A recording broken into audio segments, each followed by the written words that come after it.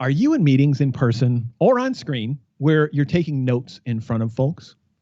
Well, when I'm listening to learn from a conversation, whether it's with one other person or working in a whole group, I actually use a similar style of note taking for both situations. It's about understanding what I'm learning.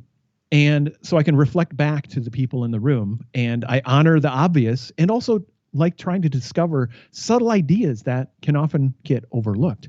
And on today's show, I'll be sharing listening and note-taking tips that'll help you facilitate clear conversations. And I'm super curious about thoughts and wonderings what Jerzy will have along the way, because he does all kinds of teaching and facilitating.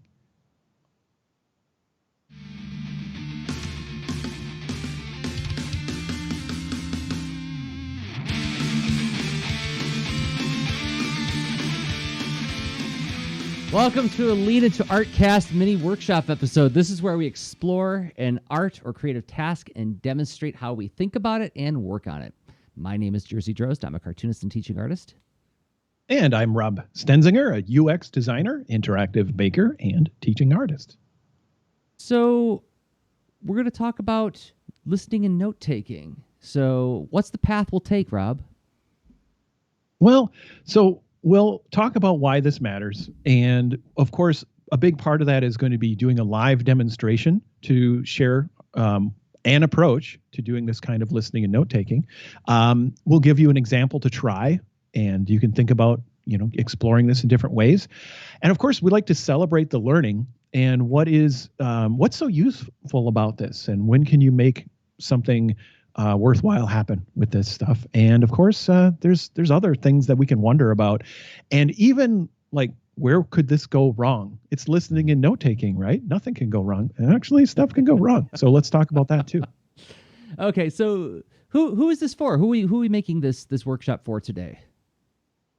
Well, we all work with other folks in different places and whatnot. So and you're going to be in situations that can help. You may notice that, you have an agenda or you don't have an agenda. You're trying to understand. So it could be like you're trying to reach for a type of listening, and it's good to have that available because we're all in kind of collaborative meetings for different reasons. Like for projects, you could be figuring out the sort of the basic map of what's happening for the project's purpose and goals and audience. What's the next thing to create? What's the immediate work ahead, or how you'll work together, or who's doing what? And this is all like just functional project stuff. But then, of course, there's connecting with the people that you're working with. Are you finding ways to understand one another and to try to help everyone feel understood? So this is something you can use this listening and note-taking for.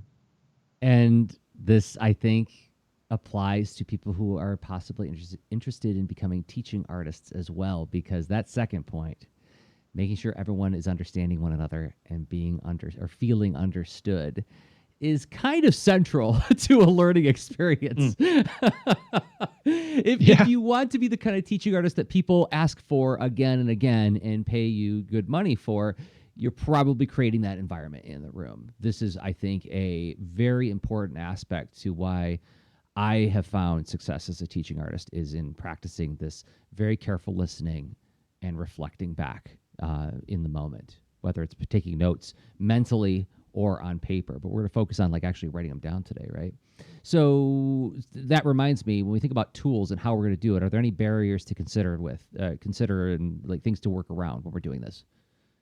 Well, I mean, there can be a few different barriers, and honestly, it's always feel free to add that and mental taking notes too. That's a part of this, certainly. But then we're demonstrating with actual writing down. So then you may run into figuring out tools that fit your circumstance. Are you in a very digital situation, a very analog one? Do you have the space? What are you practiced in doing too? So try to set yourself up to succeed, right? And also framing this in a way that if you're starting out, it takes practice. Doing something is better than doing nothing, almost guaranteed, where you can help with your own memory and the group's collective memory. And that's a useful thing in and of itself if nothing else comes of it. So helping prevent forgetfulness of everyone is definitely a service. So and of course, we're going to do a specific demonstration here. We're going to go through examples of, we're going to talk about listening in a couple of different ways to sort of like frame up and focus on this kind of thing is how it fits. And then just jump right into doing some note taking and making use of those notes. So awesome. How are you feeling? I feel excited about what we're going to explore today. So let's take a collective breath by having a quick little ad break and think about, some ways that you who's watching or listening right now can support this project. If the work we do helps you think and do useful creative work, a great way to let us know that is to support us on Patreon. Patreon.com/LeanIntoArt is the website. And what is it? It's a way for you to give us a monthly upvote. If you believe in what we're doing here, you can support us for as little as $1 a month. And I want to thank 5 people who have been doing exactly that. Becca Hillburn, thank you, Becca, for supporting us in an ongoing fashion. Good to be curious. Thank you, Good to be curious. And Mike White, thank you, Mike. And Cameron Callahan, longtime supporter of the show. Thank you, Cameron. And Brandon Dayton, who's been on the show before. You can join them all at patreon.com/LeanIntoArt, where you will find all the shows we make, as well as the extra leans, the shows that we record only for people who support us on Patreon. Get you access to the Patreon-only channels of the Lean Into Art Discord. And we just released a new tier. We just launched the service, the Lean Into Art Monthly Lab Membership. And that's a way for you to meet with fellow leaners well, actually, how about I just read the copy? Do you need a place to work to show your work in progress? We can use all the encouragement and feedback. Have you found the gentle creative project pressure of a due date or demo day useful? The Lean Into Art monthly 90-minute lab session is a place where we host a creative group of professionals developing their projects. So each session, held on the third Thursday of every month, is facilitated by one of the 2 hosts of Lean Into Art, and both Jerzy and Rob have decades of experience in teaching and facilitation of creative groups and processes for all kinds of projects. Patreon.com/LeanIntoArt is where you will find more information about that. And thanks to everybody who supports us there. It is super meaningful. Gosh, yes. Thank you, everyone who supports us and who's about to, and Jerzy for that amazing ad read. You make it all fit in that same song. That's awesome.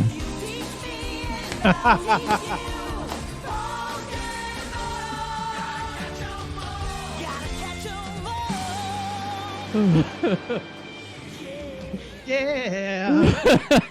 So that means we're in the body of the mini workshop episode. So, yeah, you teach me and I'll teach you, Rob. Where do we go? Okay. So, let's think about a few framings of listening as we're starting out. This is about preparing, okay? Mm-hmm. And sometimes in preparing, it's you can have a mental checklist. And these framings are different sort of mental models, different kinds of listening that I think if you map that, like you pick like where you're at for the, like what works for your situation, each of these is incredibly beneficial. But if you're trying to use one that doesn't fit the situation, it's going to get awkward probably. So, okay. So first, it's listening like a caring human. Okay. I'm not here to be a robot and tell you like switch gears into being human, but like,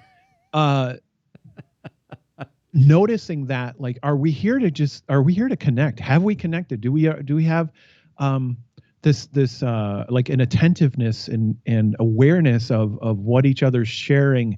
And are we responding in ways that are subtle and showing our presence and our awareness of the other, like the speakers who's sharing their ideas and thoughts.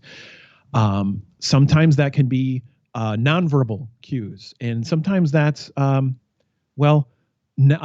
nodding and visual cues, or even verbal stuff like oh, ah, or oh, so did you mean type stuff.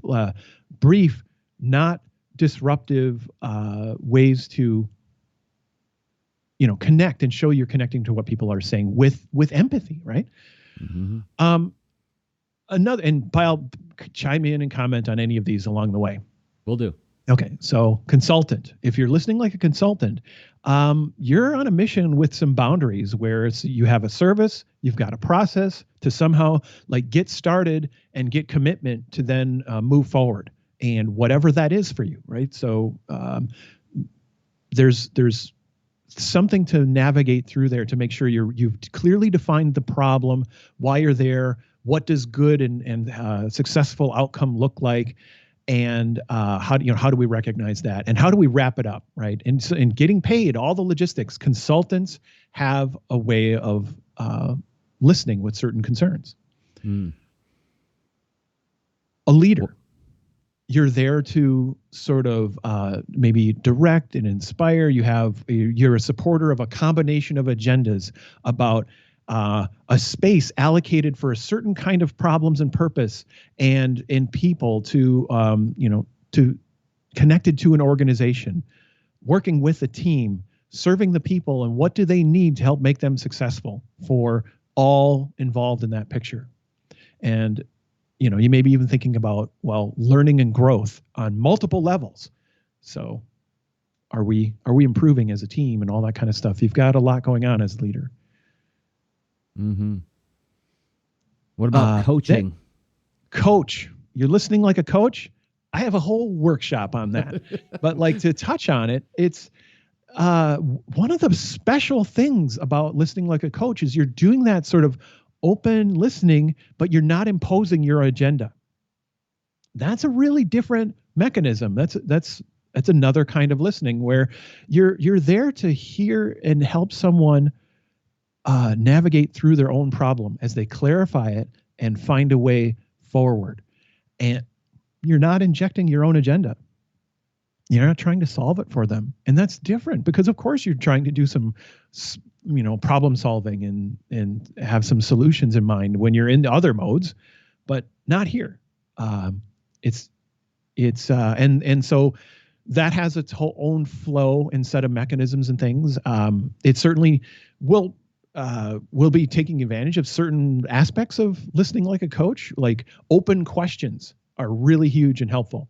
We'll use those, but we're not going to be using coaching today. If you want to learn more about that, I recommend checking out my workshop.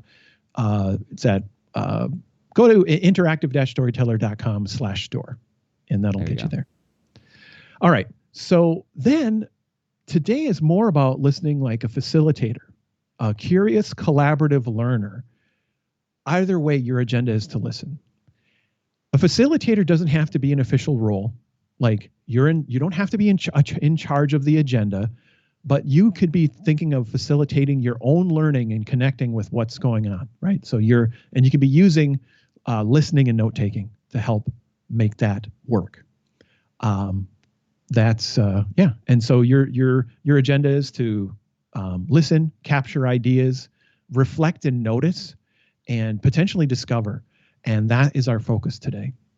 So you look very thoughtful right now. A mental image comes to play of it's literally putting literally a mental image is literal. In my mind, it is. It's putting a puzzle together on the fly.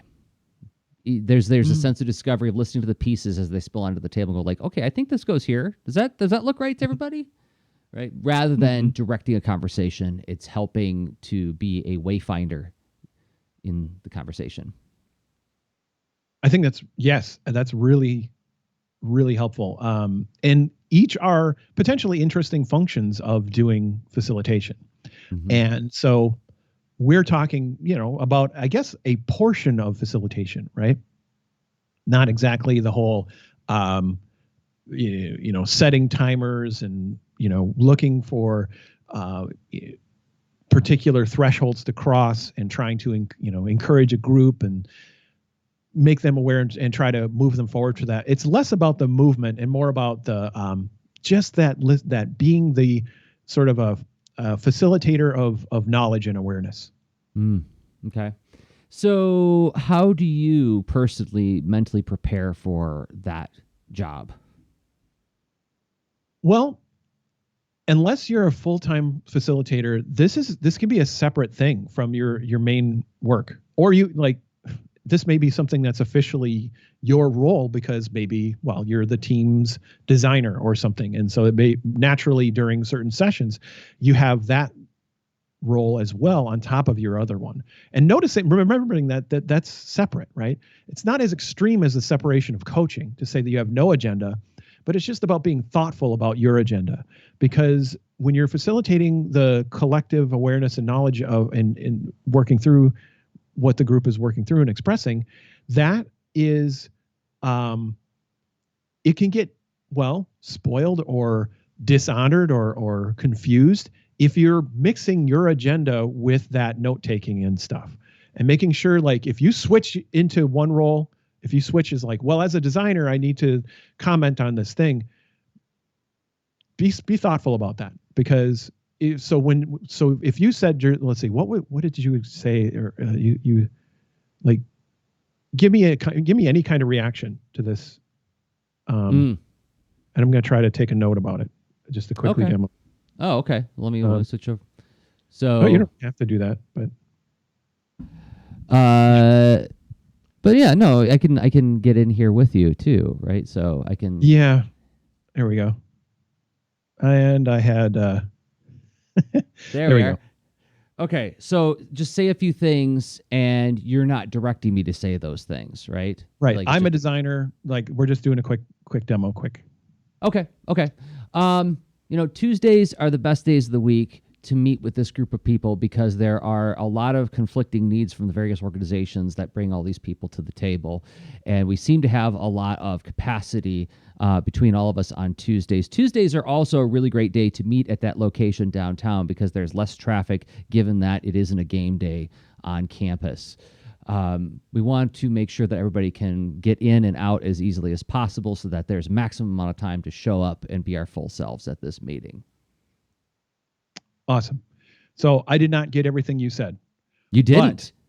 What I did though is I captured, some key things, and we can always revisit if I miss something, but this helps us now, dig further. What I didn't do, and I is like, Tuesdays, the design team meets then, so that's just right out. And also conflicted needs, not sure about that. And so maybe I didn't even write that.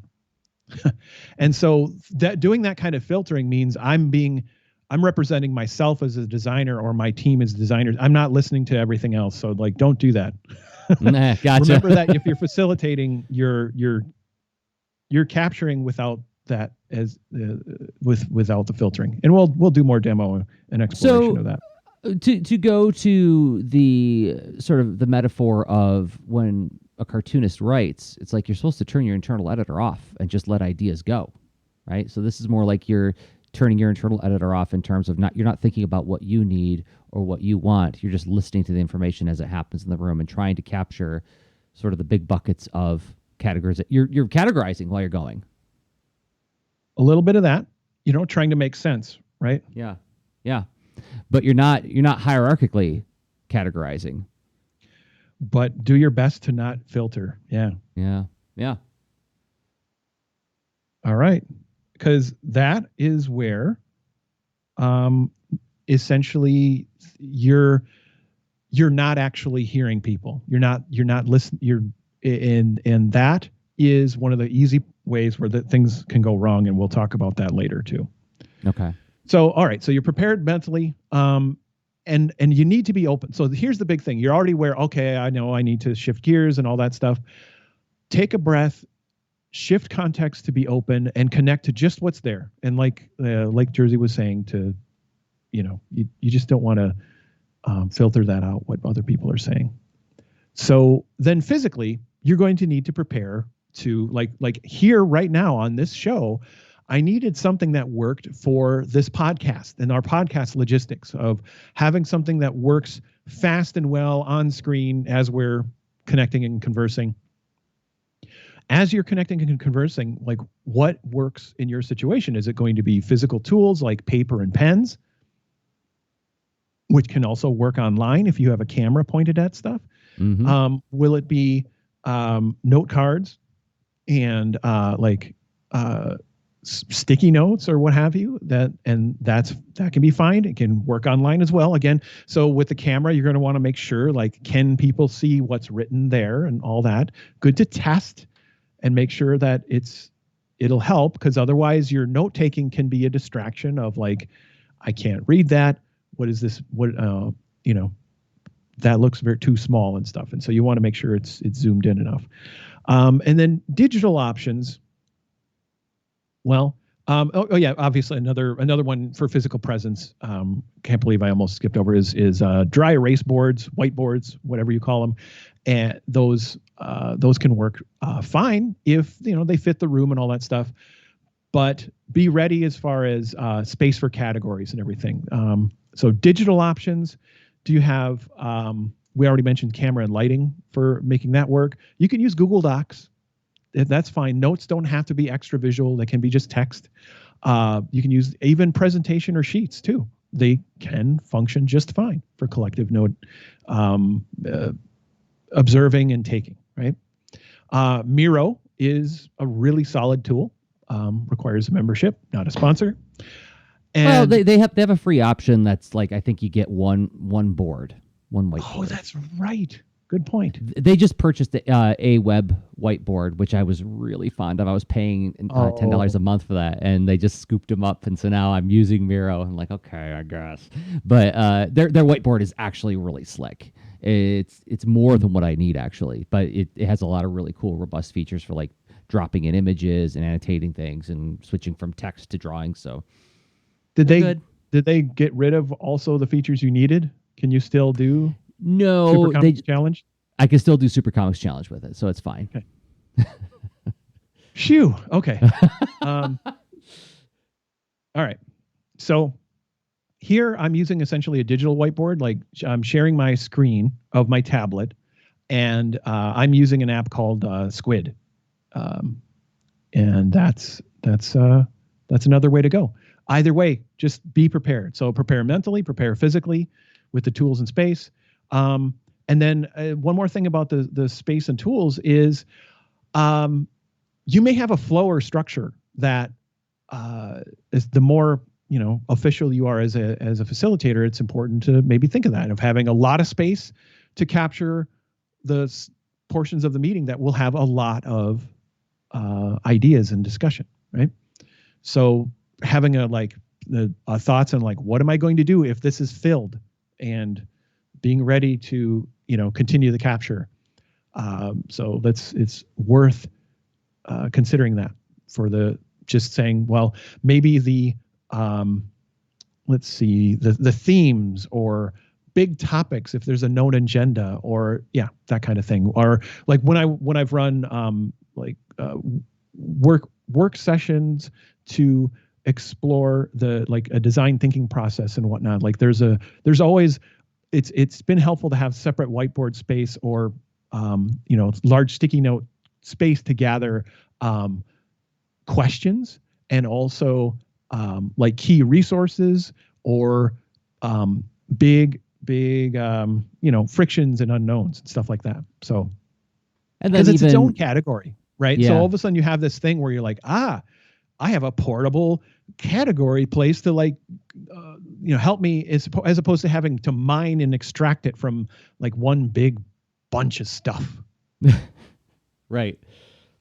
Because yes, we have all taken notes before where we just captured all the information linearly, and then now we've got a whole new. Yes, we have the order in which things were spoken, but have we taken advantage of the visual space to categorize these things into buckets of concern and point out the dependencies between them and within them?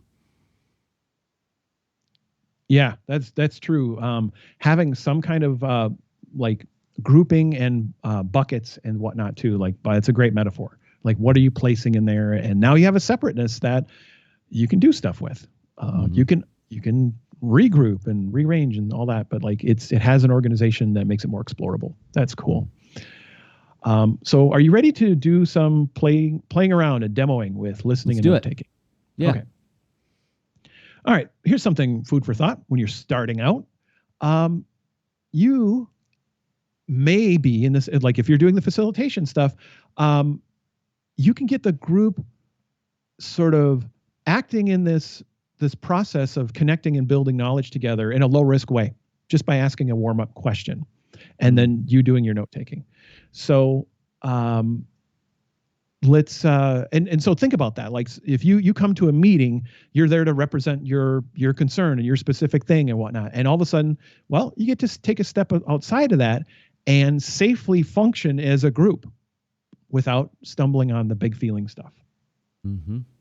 So so here I am being a facilitator, and let's do a warm up question, Jerzy, because I know there's a lot of tension in the room. I'm not going to say that normally, but like, anyway, we're all as nervous as a long-tailed cat in a room full of rocking chairs. So let's start talking to each other. Honestly, I have done that. That's funny. And I have gone there where there's been in meetings that you're like, whoa, I don't know where this is going to go.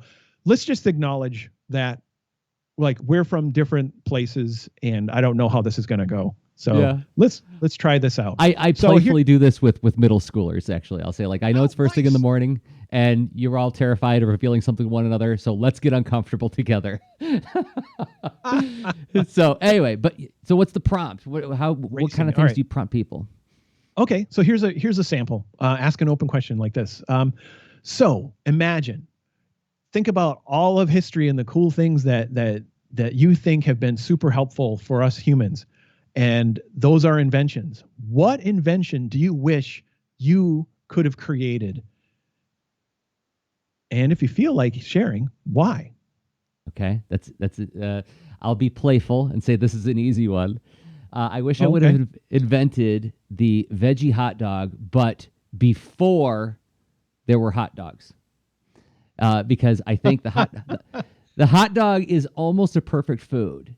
And when I think about them, I think about baseball games and summertime, and I think how joyful they are. But I also think about, why do we have to take a life in order to have that joy? Wouldn't it be wonderful if we could just harvest plant materials to make this wonderful, wonderful product and enjoy summertime in a way where none of us never even considered bringing an animal into the picture. So it would have been around 1870. And I would have invented the veggie hot dog. Wow. That is awesome. So this is, so this is something that may come up.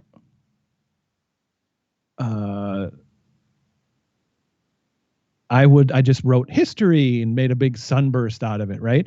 And I'm celebrating what you just shared because, I captured a note. We can see it on the screen.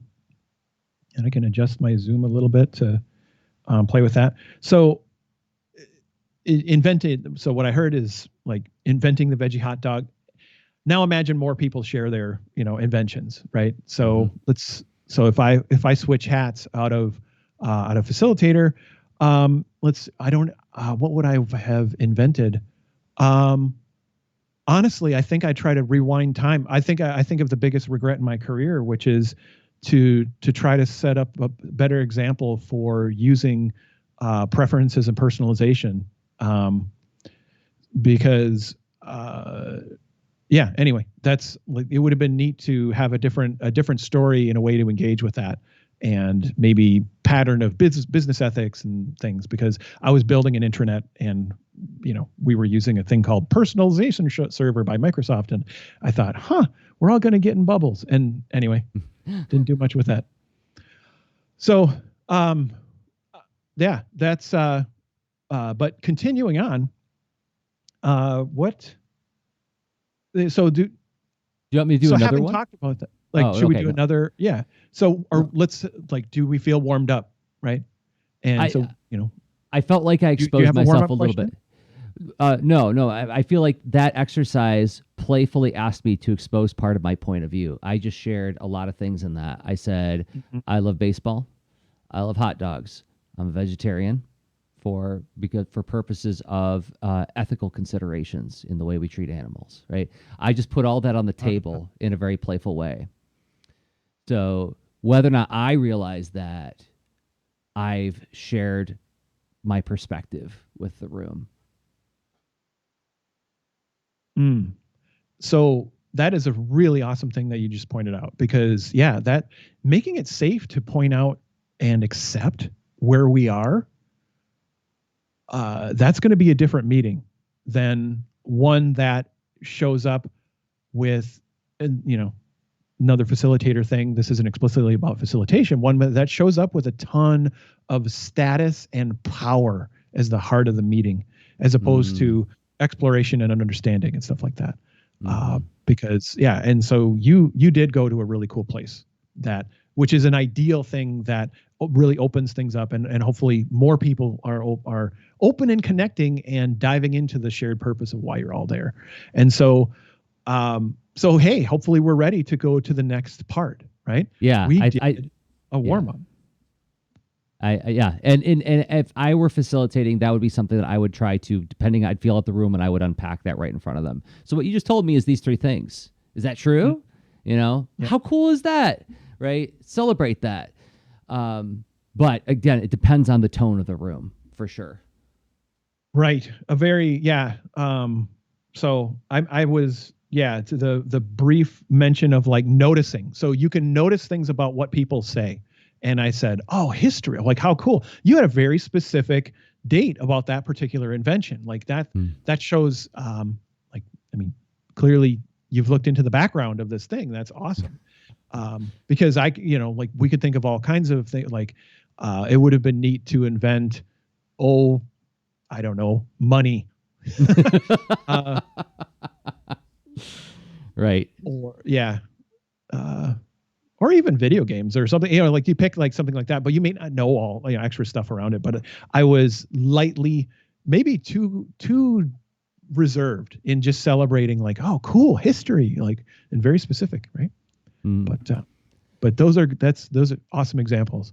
So yeah, hybrid meta facilitation style conversation as we go. All right. Yeah. Which is awesome. So now, so let's say we're ready, we're warmed up, and we're going to go to the next thing. We have something on the agenda, but here we are in the podcast. We don't actually have a meeting other than we're doing the podcast and sharing this topic with you, right? So now, I would love it if we could pick one of these facilitation questions, which by facilitation question, I mean whether or not you're the official facilitator, you can ask an open question of the group that fits with the agenda. So you care about moving stuff forward of why you're all here, but isn't prescriptive enough to say, and I think we should just do this. I'm trying to tell you what to do. Just be open, right? So let's pick one of these open questions to do another demo. Okay. Do you want to name the questions and then we can pick one? Yeah, that's what I would love to do. Yeah. Okay, cool. Okay. And so by all means, take these into your toolbox. Here's one. What are your hopes and fears for this project? Next, what is something you feel most confident about? And what is something that you feel least confident about this project? And we can add on to that, why confident? And what would you improve to obviously make the least confident things better? Okay. So then, what is our top priority to fix or build next with this project, and why? And finally, well, how could we do a better job deciding what's important on this project in a way that's more inclusive? Okay. So, yeah, they're all influential in different ways. They are. And if we could step aside and be meta just for a second, as I think about the people who would engage with this in the different groups I've worked with, the what questions feel very concrete. Right. The how question feels more abstract. And so depending on what the room felt like and what kind of people I was working with, I might put my thumb on the scale a little bit. If I was getting a lot of resistance and staring at me, I would say, okay, well, let's focus on the first couple. What are your hopes and fears of this project? What is something you feel most confident about and something you feel least confident about? Can we name something specific there? Right. So if I'm going to step back into the group's role, I would say, okay, I'm afraid that we are going to miss something and make our customers angry. I'm afraid of making customers angry. I'm afraid of fielding customer support emails or phone calls. All right. So you picked one and we're rolling with it. Yep. With okay. So hope, fears, convenient categories, and then afraid we're miss something. And this is something that like I'll actually say this out loud too. Like as I'm writing, I'll say, "Oh, afraid we'll miss something." Why did you choose that language instead of me saying I'm afraid of taking customer service calls? Because I honestly forgot what you said. That's awesome. Because like what I was grabbing onto there is what you were saying is you're pointing at the fear of not serving well. The second part of my sentence was I'm afraid of the consequence of not serving well. But right? notice that this misunderstanding can lead to clarity. So like let me get what you said right. So again, so you're afraid we'll miss something. No. You were concerned about the customer support calls? Yes, I'm afraid we'll have to deal with angry customer support calls.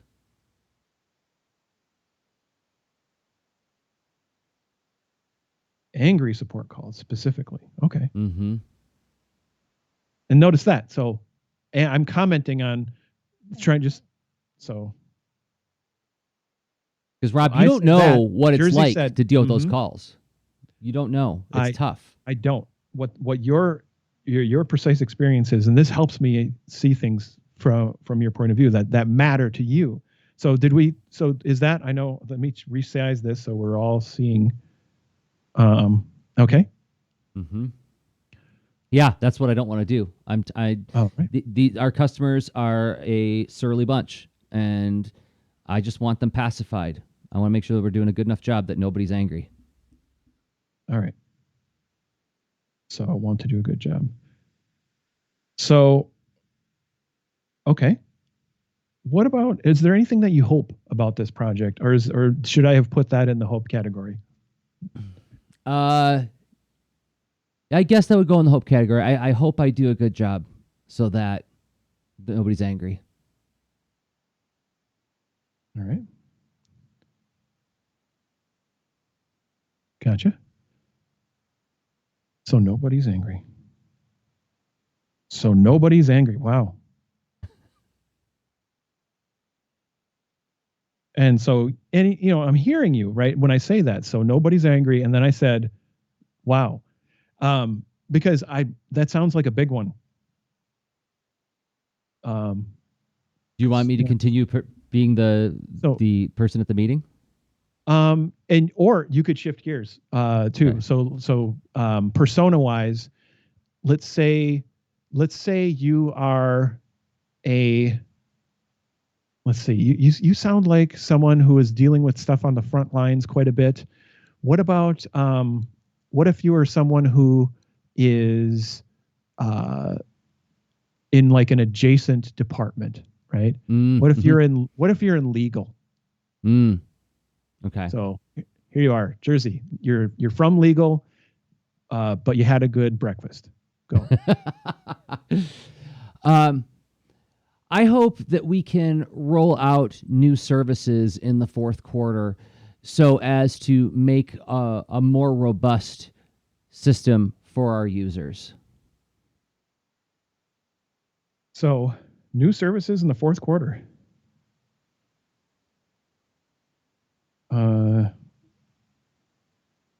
And more robust for our users. Okay.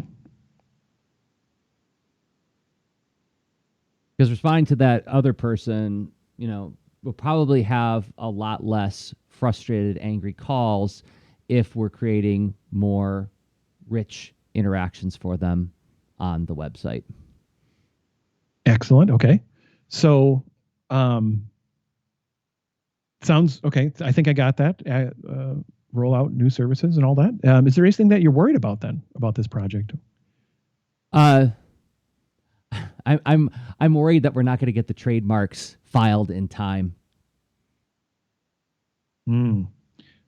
Timeline of trademark filing. Yeah. All right. Always helpful to get things on the positive and cases here. Okay. Awesome. So, and then to try to, continue around the room. And there's different ways of facilitating that, but in particular, we're talking about the note taking and stuff.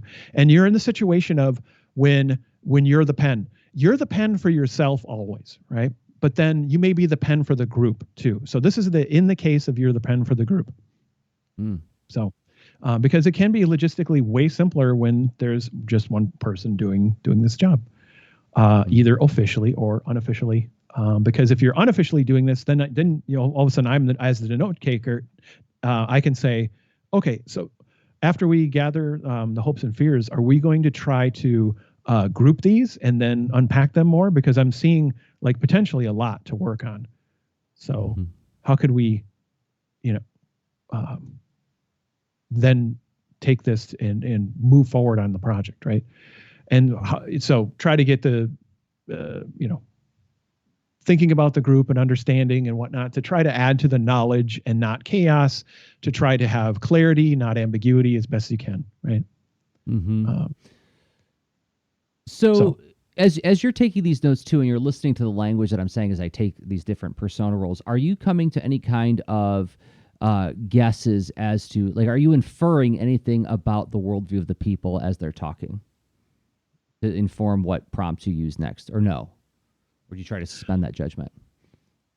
I am, definitely trying to suspend the judgment, because especially if you're modeling this whole thing for the group, if you're in your own notebook, I guess roll out the judgment as much as you want. But if you're writing it, so judgment and filter I would say is a kind of filtering that if you're there as a group to sort of like collectively decide things, right? So it means how you're doing a form of governance, and that's what that behavior is. You're doing group decision making, which gets all kinds of negative flack and what have you. But like, we got to work together. We're a collective species. Let's figure stuff out together. So the one way to do that, and that leads to more understanding and clarity, is to not judge as best as you can along the way.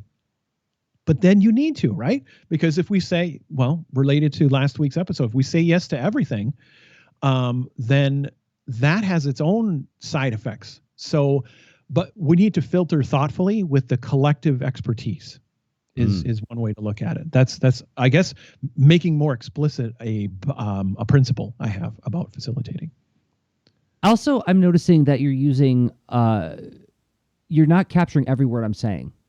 You're doing some paraphrasing, but in the general sense, you're like capturing accurate words from me, but you're throwing out a lot of stuff and just focusing on, like, you're on the fly. You're assessing a central idea based on what that person said. Yeah, I'm trying to look for like action, like nouns that you can take action on that will help us that fully represent the idea as best as I can. Being held accountable in the moment where it's like, okay, does this work? And asking and staying connected with the group, does this seem to say that? What and hopefully providing a kind and caring enough space and presence when I ask that question, so people know it's okay to say, nah, what I really meant was, and then I so then I positively reinforce that. I'm like, oh, aha, so I was wrong. I can fix that. So that then I'll recapture that note. Like for instance, the person from the legal department, I said timeline instead of the amount of time it takes to do the trademark. Yeah, it's like, so I can name that. I can name that in a clear way, and so I'm looking for those opportunities to capture enough that we can reflect on and to serve us with next making use of this. There's an awful lot of acknowledging and saying yes to people in this situation, right? There's a lot of, okay, I heard you. This is what I think I heard. Is that right? Yes? No? Okay. If you give me some more information, I'll revise it and keep going. But it's accepting people where they are, right? That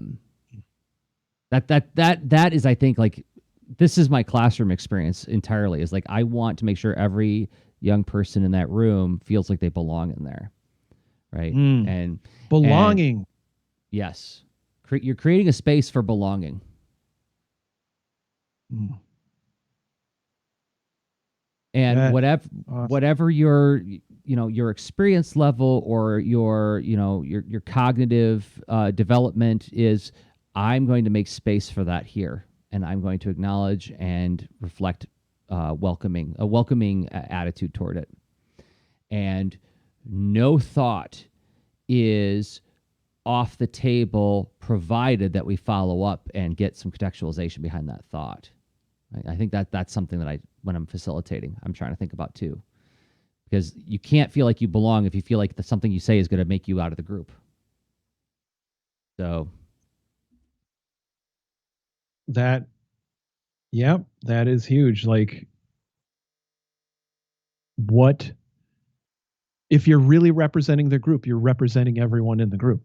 Yep. And that takes work, but I think it's a pretty rewarding path once you start it. It's a pretty it's enabling, because you've set aside your judgy voice and you're just working toward collective clarity voice, and that has a pretty a job that isn't laden down with other agendas. So okay.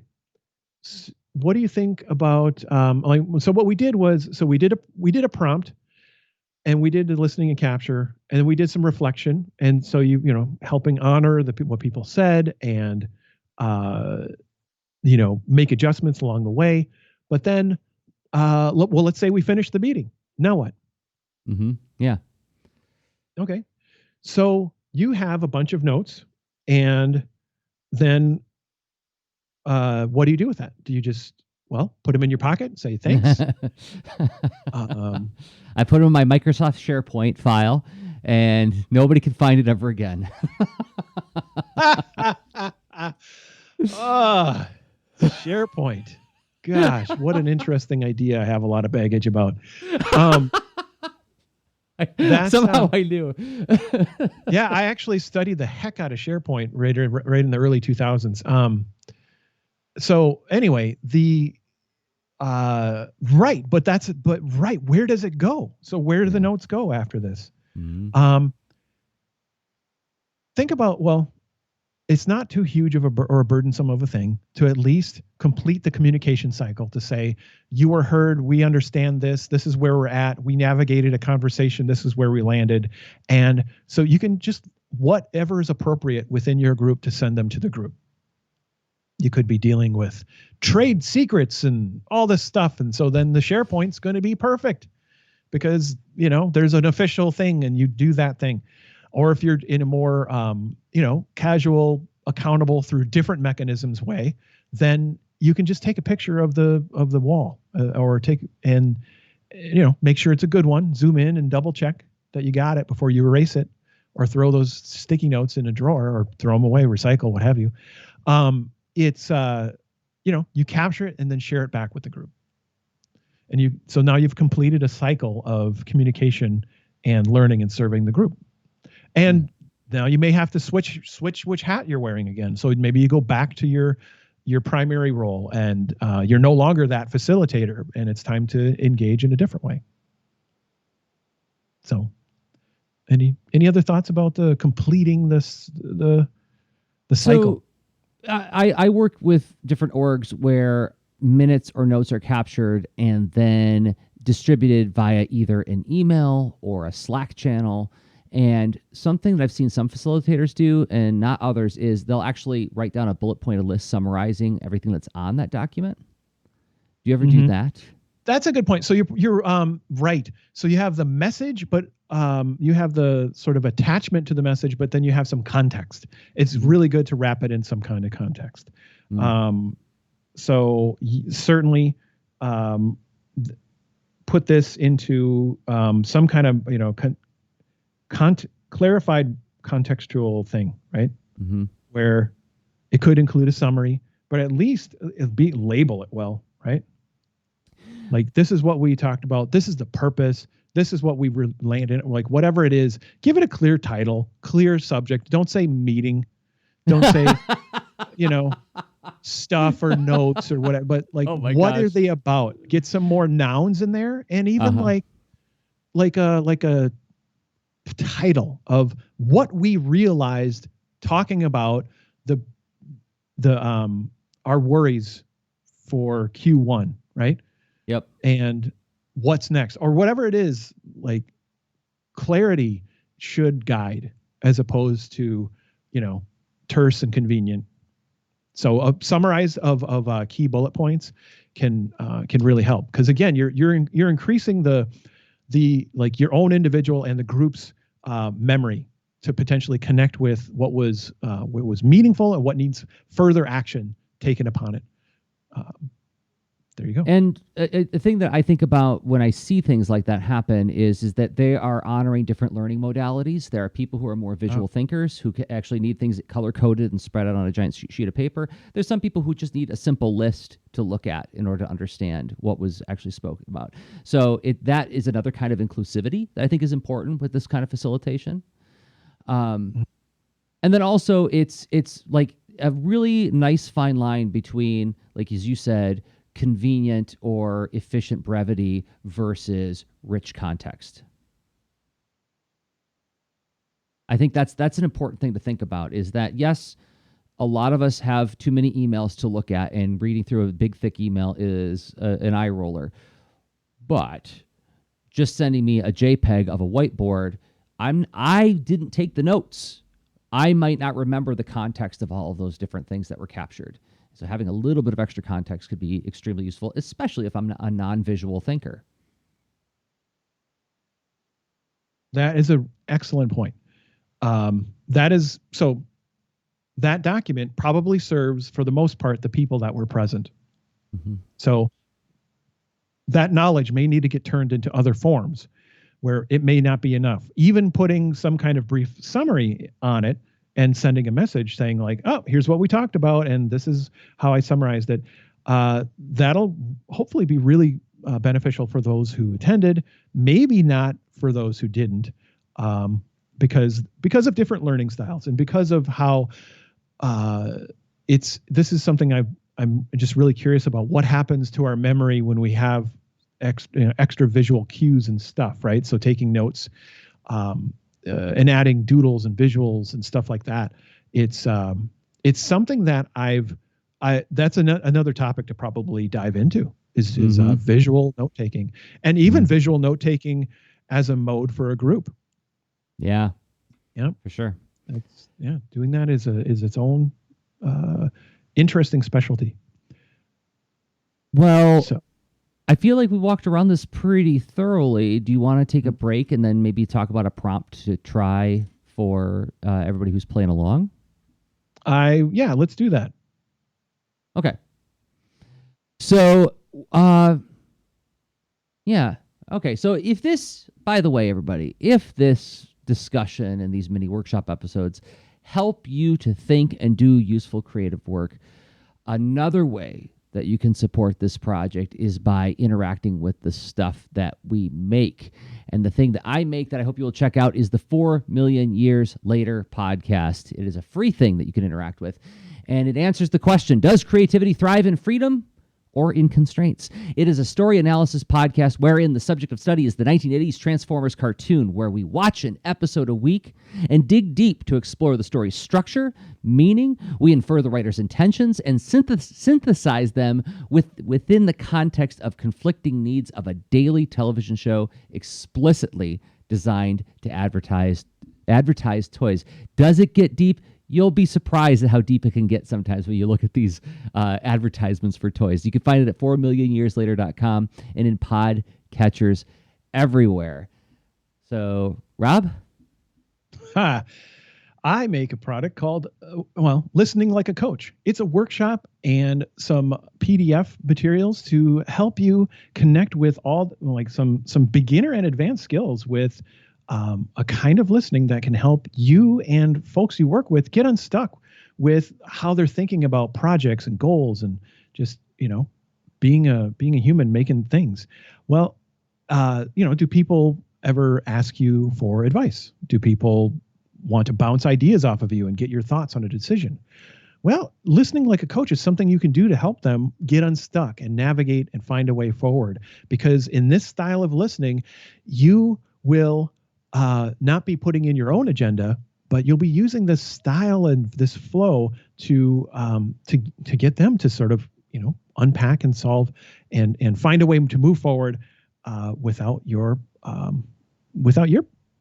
recommendation, right? It's you're here to help them. And to learn that, just go to gum.co/LLACWS. That's where I have this workshop on sale for you.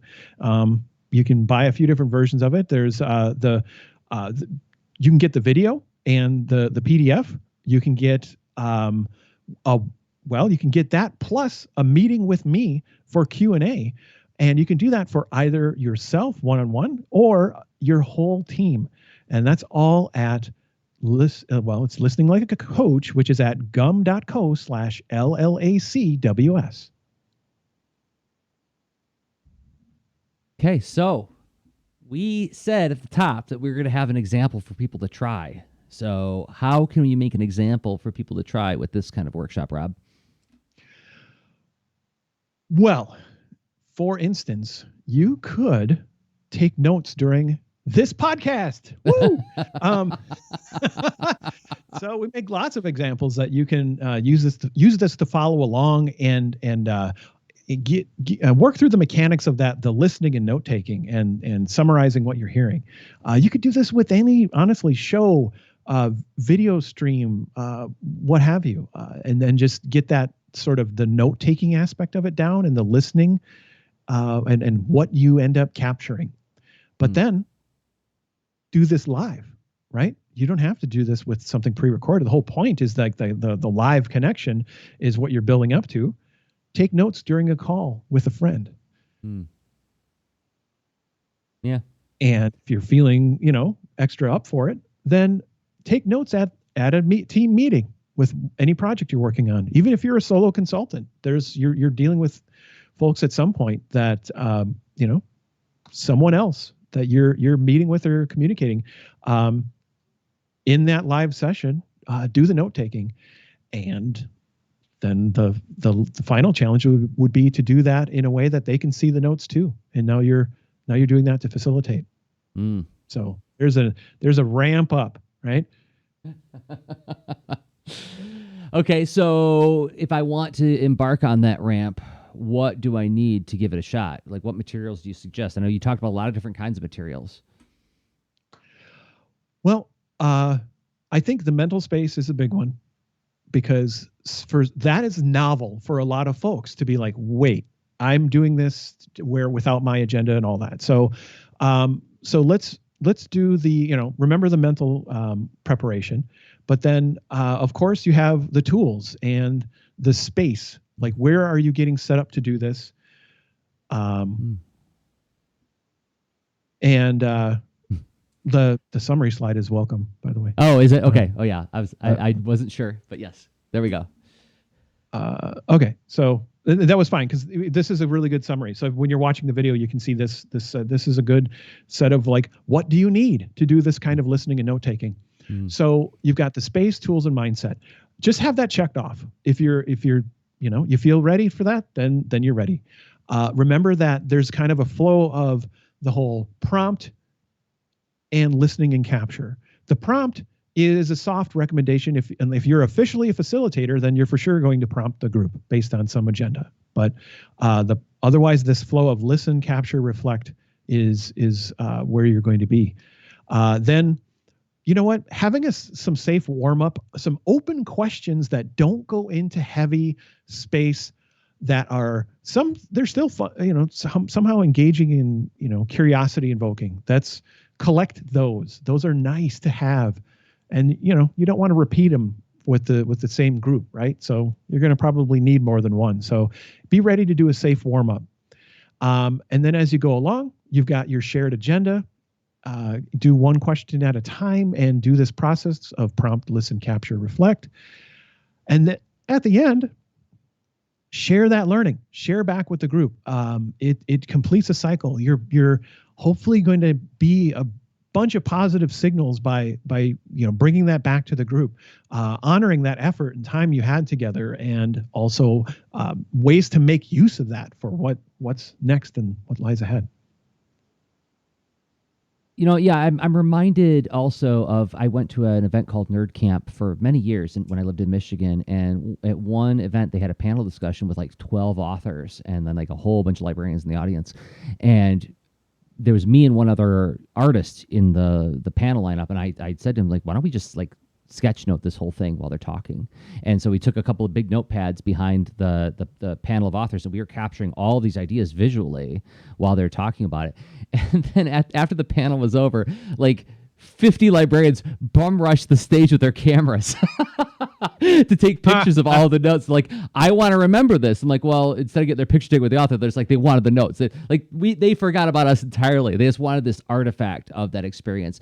That, like, this kind of like capturing of the idea and that clear summarization can be a really powerful tool of or a powerful artifact of a time together. So I just wanted to jump on that language that you used there, Rob. I think that's really great. So anything left to wonder about as we wrap this one up? Well, let's see. I think there's the positive side of it, of things you might not have expected, like you just mentioned, but there could be, let's talk about the negative case too. Like, where could this go wrong? It's pretty neat where someone's like, your notes, this is awesome, give me your notes. But it doesn't always, that's not the only thing that can come of this, where like, connecting with a group and asking open questions and noticing the things, people might notice stuff that they didn't notice before, and you might uncover big stuff. You might uncover big feelings. Like, I won't go, name names or what have you. But I do this even if I'm in a job interview, right? And I was in a job interview that I was doing this kind of, listening and capturing and sharing back with the group. And there was a big event that had really felt bad for a lot of people. And it was essentially, there was a kind of, it's a really crappy metaphor, but they call it in software a death march, right? It's like when you're in an unsustainable, super duper intense deadline or series of deadlines, and it just doesn't let up, and people aren't getting sleep, and like, I just played the role of listening and note taking, and a lot of stuff came out, and part of me was like, if in my agenda I learned enough to where I don't want to work here, but like, but also I was like, gosh, I was like hearing like so much, frustration and need that was untapped and unmanaged and worked with, right? And I was like, wow, big feelings can get uncovered just by doing this, just by asking the questions and noticing the stuff. And all of a sudden, people aren't just sort of letting a thing slip by. Now you're building on top of it, which might build towards something negative. You don't know. That's a good point. Yes, I've served on various boards in the past, and in the past I served on homeowners association boards. And I used my technique of carefully listening and doing the mirroring that you do to say, like, hey, I'm holding eye contact with you. I'm responding with facial expressions that correspond to the emotion that you're expressing right now, that kind of thing, to make them feel like they're in a safe space where they can share and they feel listened to and trusted. And other people on the board didn't necessarily do that. They had techniques to say, like, okay, we're going to shut that down really quick because this could easily spin out of control. And because I opened the door, I created moments sometimes where we're sharing an awful lot here. There are things being said now that I'm not so sure we should be discussing in this context. There's more pain going on here than what was immediately apparent. And, so like, I wound up holding spaces for people sometimes I didn't expect being on a homeowners association board, right? So yes, it is definitely a power, and we should respect that. It's a power, and there can be an unfortunate scarcity for some people who, when they encounter this, they suddenly realize they need it and whatnot, and it's all valid, right? Yes, but you can run into that. So, yep. There's times also as far as the mishearing people being purposeful and systemic. And I honestly, I can't think of a time when that's been my thing, but because I think about this a lot, I notice when people are doing it. Mm. And of course, you can use note taking and listening or reflecting to then notice that they're doing it and have everyone notice that they're doing it. Now that's pulling a Qui-Gon Jinn. That's where like, hey, Jedi Council, you're saying this, but I'm gonna do this, and everybody's gonna see that I'm doing that. So your mileage may vary. Yeah. That is a challenging power dynamic thing. So Yeah. things happen when you challenge a power dynamic. So then there's just a little thing of like, honestly, being the note-taking nerd isn't always cool, right? And some people it's a can mild feel. one. I'm sure you've run into this, and I know I've run into this, where people feel like there's something intrusive about the way you talk with them, right? Like, back off, Jack. Why are you being so nosy about my life? And I'm like, oh, I was just like super interested in the people around me, And it's like, can't we keep this mellow and small talk? Oh, certainly. Sorry, right? I have other friends who talk in discuss the way that we do, and they've reported the same experience of people feeling like, okay, it's weird that you're writing down what I'm saying. It's weird that you're asking me so many follow-up questions about this. Just let it go. Punch out, right? Yeah. Yeah. So good to know, worth noting. Yep. Let's see. What are anything else? Are there other wondering or questions? I'm curious. Clearly there's way more ways that this can go. This can go. But in my experience, the pros outweigh the cons by an enormous margin, because it is so easy for me to get engaged at a networking event because of these skills, because I have the presence of mind to stop and listen to somebody and really make it about them for a little while. It's easier to get, I don't want to sound like this is manipulation because it's not, but it's easier to create a space with trust for me. I can create spaces where people feel like they're trusted and listened to because I practice this technique in my classrooms, regardless of the scenario, regardless of the. I was in a meeting recently, I would say in the past 12 months, with a potential hiring agent, like an entity who wanted me to do presentation and teaching work with them, and I am not kidding. In the first like 15 minutes, they said, "Okay, we wanted to hire you to do this one thing. Can you do 5 things?" Because they felt like I was there to help them and listen to them and support what they were trying to do. And I made that clear very rapidly, right? So that's worth a couple what people a great saying example. Like, that's worth a couple people saying Jersey's weird.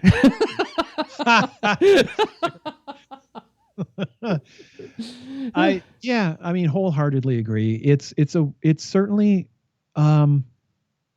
it's a way to help get done the things that you really want to get done and help them, and because they matter to you, right? It's not about manipulation. It's things get done when there's more trust. Without trust, when you work in a space that has less psychological safety, you're dealing with stuff, and as opposed to getting stuff that you care about done. And that's a hard thing to have be sustainable. So definitely a lot of reasons and uses for doing this kind of reflective listening and note taking kind of thing. And we'll probably revisit this in other forms, future mini workshops, like doing like a emphatically visual version. I could see. Oh yeah, I have a lot of big thoughts on that. So that'll be a follow-up workshop. Okay, well, cool. So let's all try to do some visual or some note taking and careful listening. And if you want some more rich, detailed version of this, they can all check out Listening Like a Coach, which they can find at gum.co/LLACWS. There we go. And then please consider liking this video. If you haven't subscribed to the channel yet, please subscribe. But like the video. That helps more people find the video. If you're listening to it in audio, please consider giving us a 5-star review wherever you listen to us, or writing a review. That's even better. And you can find the show at lenatart.com and patreon.com/lenatart. Until next time, I have been Jerzy Drozd of lenatart.com and rss.jdrozd.com. That's awesome. And I've been Rob Stenzinger of leanintoart.com. And I'm Rob Stenzinger. Just go to my blog, interactive-storyteller.com. Okay, bye. Show notes for this episode can be found at leanintoart.com. You can also follow us on Twitter at the user leanintoart, and you can reach us via email at leanintoart@gmail.com. And remember, leaners aren't wieners. Thanks for listening.